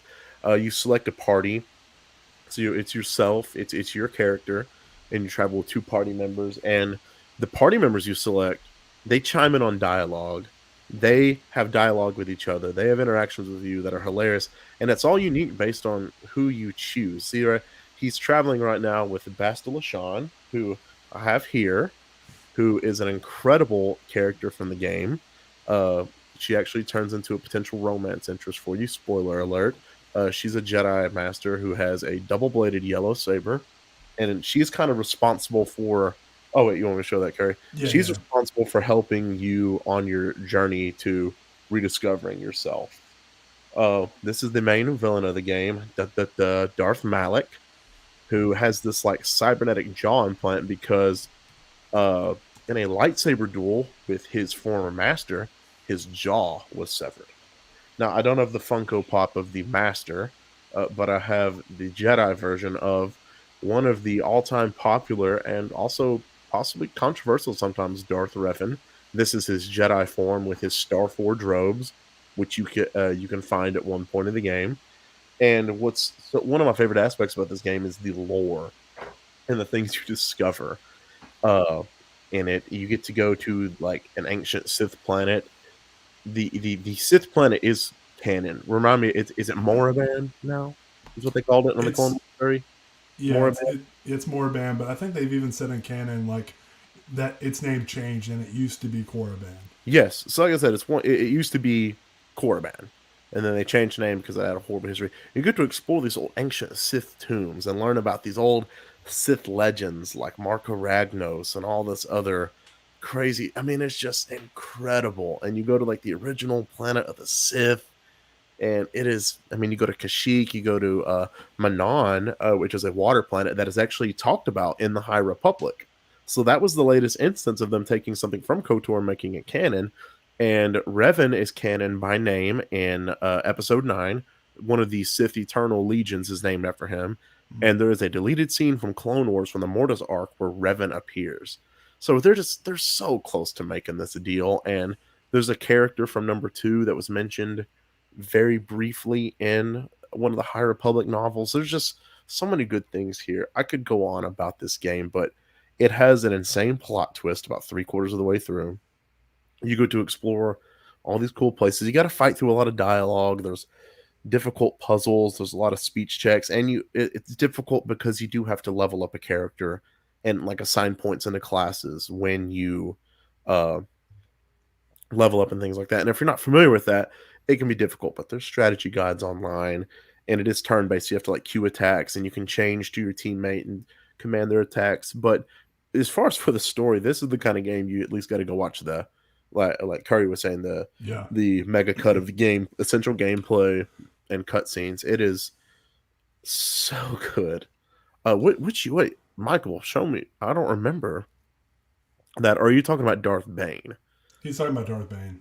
Because So Darth Bane learned everything he knows from this little fella right here. So with Bane being canon, we're one step closer to Revan as yeah, well. Even if he looks like Shredder from the Ninja Turtles. yeah. So Michael also said he tried to play Coder but quit after 15 minutes because he was too impatient learning the controls. The controls are ridiculous on that They game. are. Oh my gosh. Outer Rim said just wait for the remake, and then Michael said he got the port on Switch, and they said he got the remake already. And Michael, I want to correct you. You got There's the a remaster There's a of Coder, remake coming. but they're doing a remake from the ground up. Do we want to see that redesigning- teaser? Do we want to see that teaser? Sure. Yeah, you can pull it up. I'll pull it up. Yeah. Yeah, go ahead. Michael said, "I'm an idiot." We No. concur. I'm just kidding. Also, I've actually never beaten Coder myself because I didn't have an Xbox as a kid. So while Drew pulls that up, I'll kind of talk about this a little bit. I got the game. I have the game. I have attempted to play the game, and I will say that I agree with everything Drew said. The world building, the story, the dialogue, the writing, good. the environments, the concept that BioWare then did in Mass Effect and other games later on is unparalleled. But, and Drew, I'm going to have to ask you forgiveness. Okay, that's fine. The gameplay is absolutely abysmal. It's rough. It is so bad. And I could not. I was not patient enough to do it. It's just not my cup of tea. And I think I am okay with it being people's number one because ultimately I think story rules overall most of the time. I think with that's games, what I have it, sir. Right. I think with games, gameplay takes a little bit of a heavier weight, but I know it kind of depends on the person there. It's a preferential thing. You're gonna learn today, Michael. Try to correct me on trivia. He said, "Okay, we were trying to correct our trivia." Yeah. So I think for that reason, as a game, I find Coder to be personally very overrated and remembered with nostalgia glasses. But as a Star Wars story, there's nothing quite like it and what it did for the universe. So I want to make sure I nuance that. When I replayed the remaster, it's easier to play than the original, but I hope the remake cleans up the controls and makes it more enjoyable for the average player. That, and I think they're actually going to do real-time combat as opposed to like, go attack this person, whack, whack, whack. I think get stuck in a corner running behind somebody. Right. I think they're actually going to make it for where it's more of an action RPG, and that's why I'm very excited for the remake, so I can experience it in a more modern setting. Please. But I even have a custom. I even have a custom Darth. Oh, I actually do have him. Outer Rim, be patient. I have not forgotten you. I have a custom Darth Revan Lego figure even here. Oh, that's awesome. Yeah, I have some custom Legos up for there. Man, I gotta bust out my Star Wars stuff next time. I've got a whole armory of lightsabers in my closet. I'm not even. I've got just the two here. I have literally 25 lightsabers. I'm not kidding. Oh my gosh, I'm so jealous. We used to use them in my short films all the time. Before we play the Knights of the Republic teaser, I just want to address something the Outer Rim said. It said, number 2, Yoda Stories. And if you don't know what Yoda Stories is, it is a Game Boy Color game. And he even said, no love for Yoda Stories, the true GOAT, SMH. And so I, just for you, Outer Rim, brought up a little video of what is considered by most people to be the worst Star Wars game. I've never played it myself, but it is, it's a game. It exists. It's a game. And it looks like an old Zelda clone almost. It looks like the original Pokemon. Yeah, that's what I meant. Pokemon. Kind of that top-down view. Same. But you can watch any video that talks about how aimless and bad and pointless and boring it is and how poorly designed it is too. What is that? Can they please port this for like iOS so I can play this on my phone?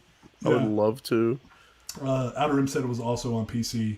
Outer Rim, do you actually like this game, or am I actually like hating on something you love? Or is this sarcasm? I'm feeling like it's sarcasm. I feel like it's sarcasm trolling, but he did dunk on Force Unleashed, so maybe he deserves it. I'm gonna dunk on his face next time I see him. Michael says this is my type of game. Michael, stop. It's a bad game. They confirmed. Outer Rim is confirmed it's a bad game. Yes, for all of you listeners that enjoy Yoda Stories, good for you, and we are glad you enjoy it, and we would love to hear why you enjoy it, because that's one of the things of this group. If you like some, tell us why. We're not going to tell you that's a bad reason. I'll tell you that much. Yeah, for sure. I don't know if there's any defenders of this game that are alive. He said, but it's amusing. Yeah, I agree. And I actually think Flight of the Falcon for the Game Boy might be worse from the gameplay I've seen. But we'll save that for another talk. I just wanted to make sure we did shout that out. Yes. So yeah, let's look at that. Just because Michael is somehow living under a rock and didn't realize what the difference between a remake and a remaster is. Come on, Michael. We're gonna show the teaser. I got that ready for you. For Knights of the Old Republic remake. That is what the Sith believe. They promise power. Now they wield it. We face the greatest Sith in generations. They must be stopped.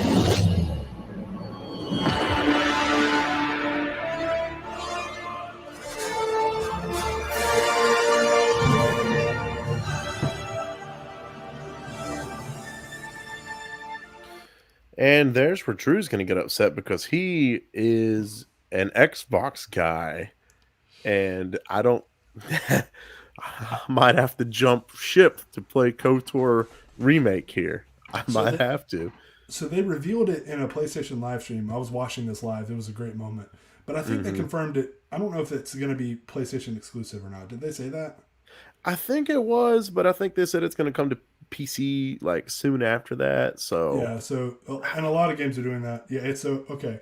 The Old Republic remake is a timed exclusive for PS5 and PC, so it will come to Xbox eventually. It'll just be okay. Good. I just might have to wait a year or two. So Outer Rim, Drew, you guys are good. It will come.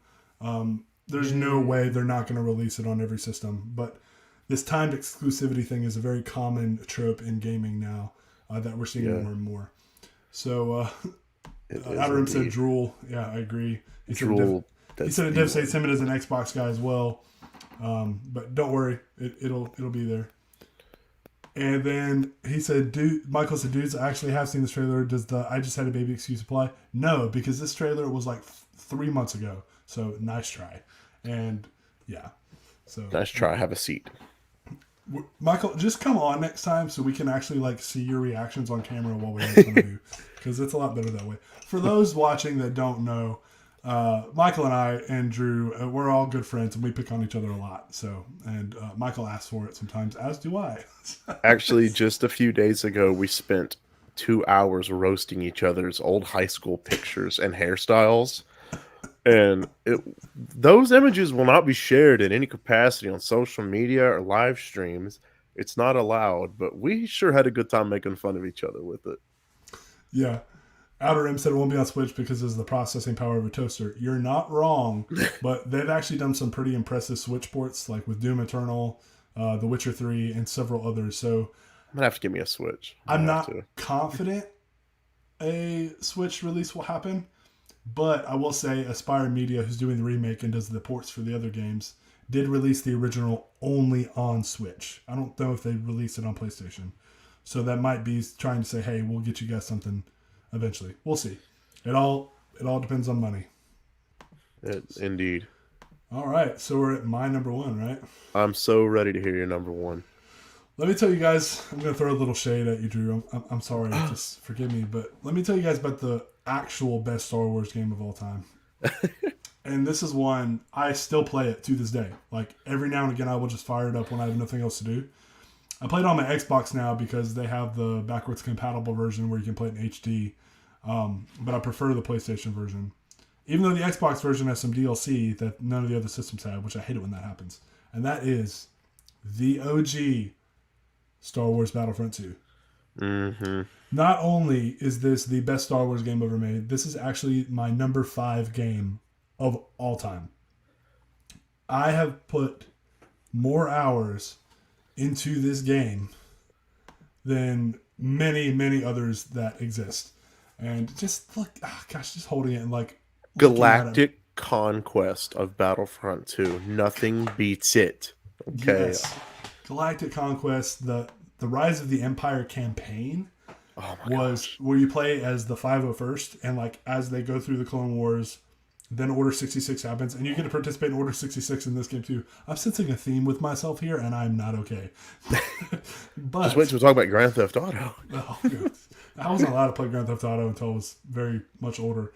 But yes, what made this a game changer back in the day was the first Battlefront was revolutionary. and putting you, like, literally making you feel like a trooper on the battlefront of a Star War. And what this game did was it made everything better. It refined the concept. It added more modes, more maps, a campaign, Galactic Conquest. And Galactic Conquest was a mode where basically you invade planets and you have to take over the whole system, and you have a specific amount of troops. But the biggest thing it did was it let you play as the heroes and villains. And they're very overpowered in this game as well. But they're really not that much more powerful than how they are in the movie. They just use force speed more often, which kind of gives that illusion. But being able to play as not just Obi-Wan, Anakin, and Vader, and the Emperor, but also like Ki-Adi-Mundi and Aayla Secura and several others. Even the songs, there are levels you can go to where you just play as the heroes versus the villains, which the new Battlefront games have adopted, and they were insane. And I can like hum the music from those maps. The shooting mechanics are good. You can play in first person or third person. It is one of the best, absolute best co-op or split screen competitive couch games with a friend or a buddy. I think it's the best. Oh yeah, for sure. And I am looking so forward. My son is 11 months old, and when he's a little bit older, when he's a little bit older, I'm very much looking forward to sharing these movies with him, but also sharing the games with him. And This is one I'm going to do whatever I can to make sure it's playable for all time. I hope they re-release an official port and not just a backwards compatible downloadable version for all systems. I'd love to see the servers come back for online play. They reactivated them for PC, which is pretty cool, and it still has a very high community of players today. And it really expanded the Star Wars gaming brand. Pretty much anybody you talk to has played Battlefront in some way, shape, or form if they've played a Star Wars game. And I don't think there's anything quite like it. There's also the space battles that you could do. They added in this one, where you could like fly around, dogfight if you want to, but you can invade the enemy ship and like disable their systems. It is the best feeling at capturing the whole of the battles of Star Wars and letting you do everything that you ever dreamed of doing, as well as giving you the power fantasy of a Jedi or a Sith. And it can bring tears to my eyes talking about how much I love this game, how many memories I have of it with my friends, and why I absolutely 100% think that it is the greatest Star Wars game ever made. And I fully respect your decision too, Drew. This is just my personal pick, of course. I don't think I can argue with you that it's not the best Star Wars game. I really don't think I can argue that with you. And you're wrong. Yeah. Oh my gosh. It's so good. It's so good, dude. Man. Let's catch up on a couple comments in relation to that. He said, when are we doing an episode on Super Mario 64? That is my jam. Michael, we're talking about Star Wars. If we can't talk about Godzilla, we can't talk about Mario. Or Donkey Kong Country, because that was my favorite. Donkey Kong. Donkey Kong is better than Mario. I said what I said. And I second that. Yes. Howard said, here's some money. Go see a Star War. Because I said it in the singular, and that's like one of the only times I've ever done that. Michael said, boys, I gotta get off here. Great show tonight. I'm so glad we have got you guys and all of your Star Wars lore and gaming knowledge on our podcast. Night. Michael, did you just leave your own podcast early? I think you did. Is that allowed? That's kind of shady. I mean, I went to bed while my business was open, but I was like sick. But it happens. Does this mean we can talk about Godzilla more now that Michael's gone? Yes, Michael's gone. I'll get the Funkos.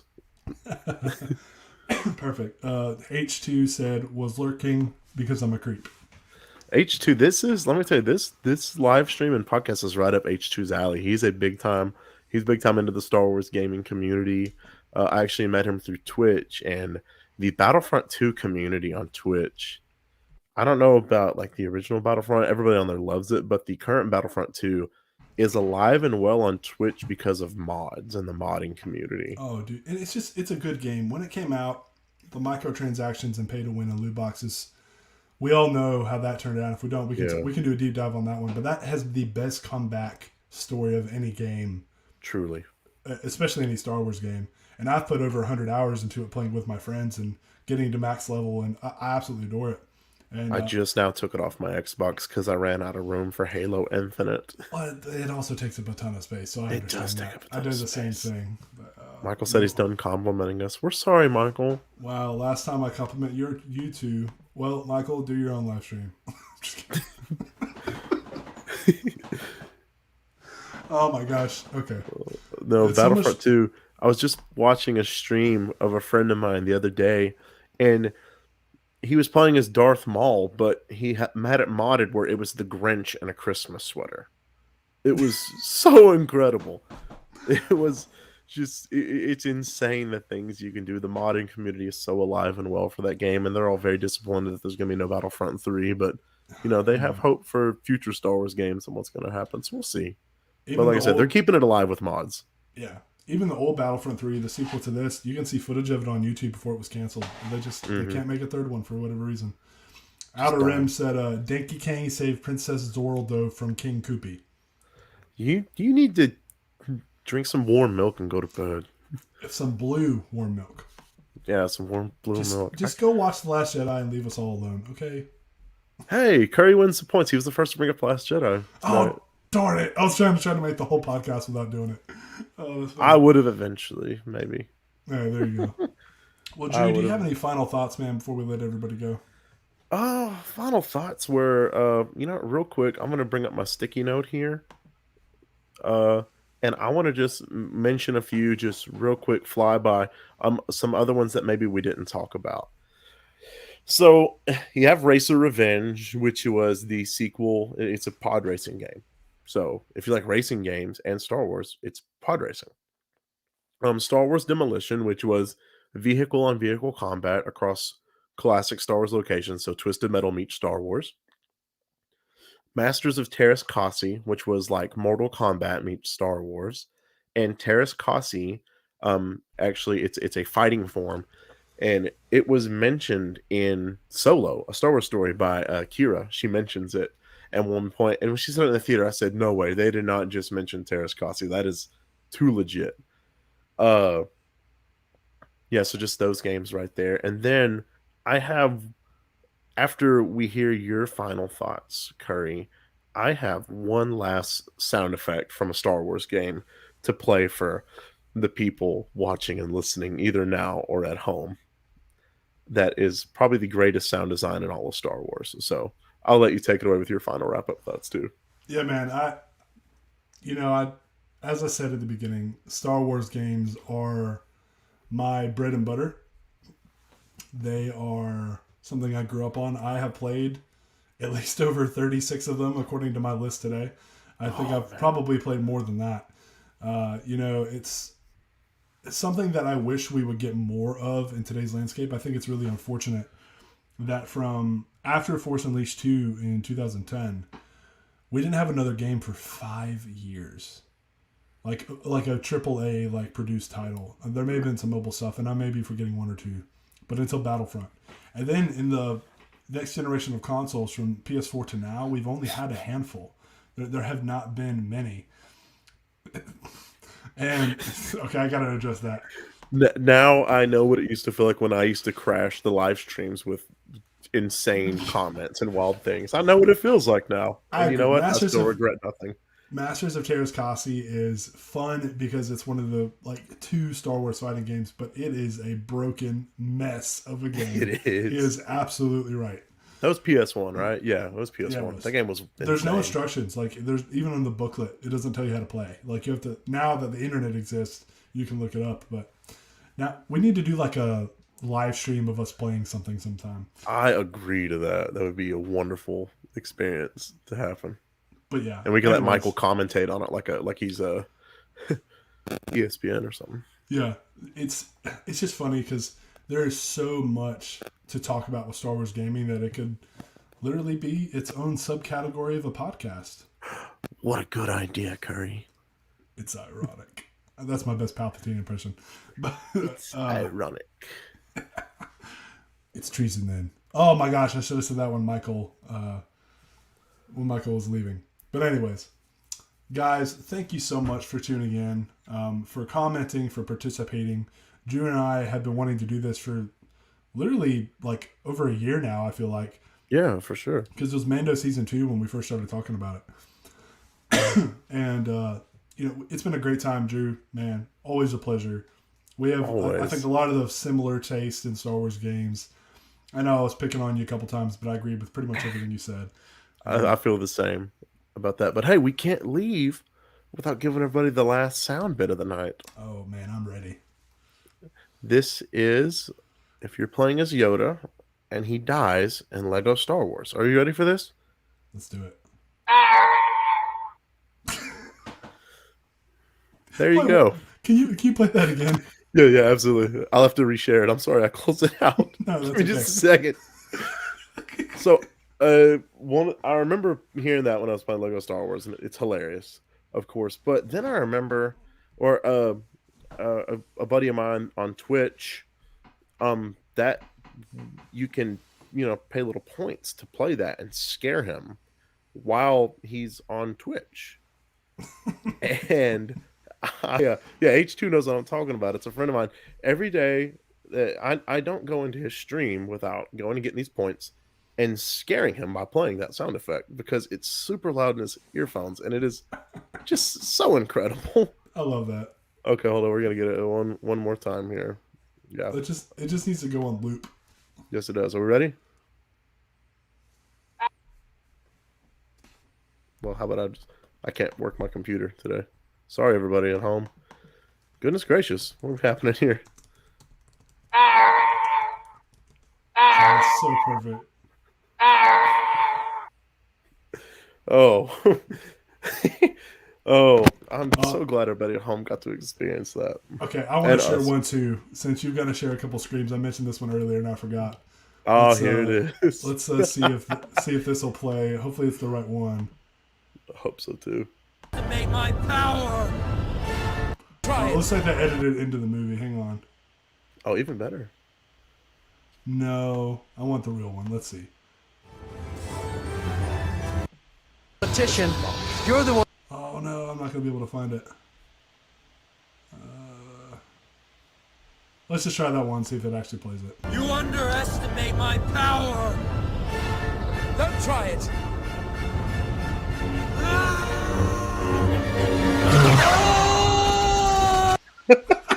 That was it right there.